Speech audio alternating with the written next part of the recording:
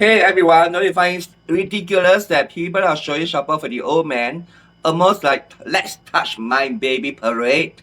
It has become this big touching baby movement. But when you strip away the media spin, we really need to see both sides of this clearly. Let's be very clear about one thing first. An uninvited head touch on an unfamiliar child is not okay. Let me repeat. Unfamiliar, strange, strangers, unknown, abruptly. 我也不喜欢人家来摸我的孩子哎。现在你来 kiss 我的孩子，我的孩子给你帮so cute。 When the unauthorized, abrupt touch causes annoyance, shock, or fear, which you can clearly see in the parents' reaction on the CCTV footage, it crosses a major boundary. Personal space and bodily autonomy matter. A stranger, no matter how old or well-being, should never touch a child without parental consent. Even a K1 child can understand this concept. Let me give you an example. If an unfamiliar man abruptly touches your child, what are you gonna do?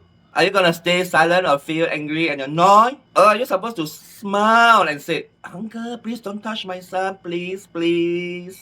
And then you smile back and goes, "Don't worry, I won't hit her. Let's be friends, okay, together." And keeps on touching your daughter's head.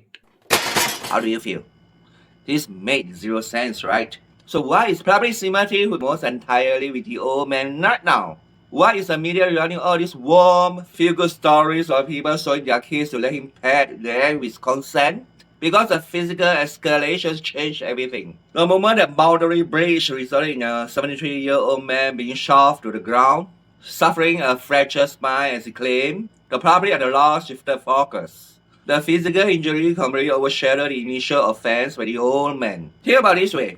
What if the father hadn't shoved him, but just shout, block him, or even call the police on the spot? The narrative would be completely flipped.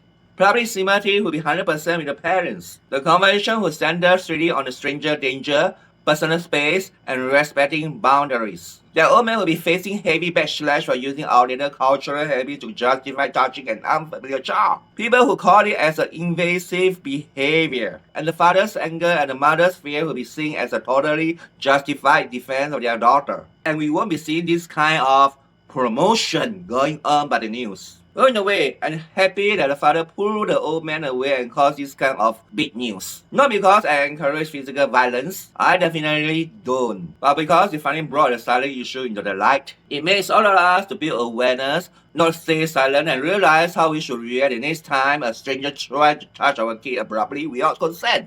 Consent is mandatory. Why? Because our children are not their children and parents are responsible for their kids. Put it this way, would you let a stranger touch your personal belongings without asking? No, right? Children are not public assets. Parents have every right to protect their kids' boundaries, and adults need to respect them.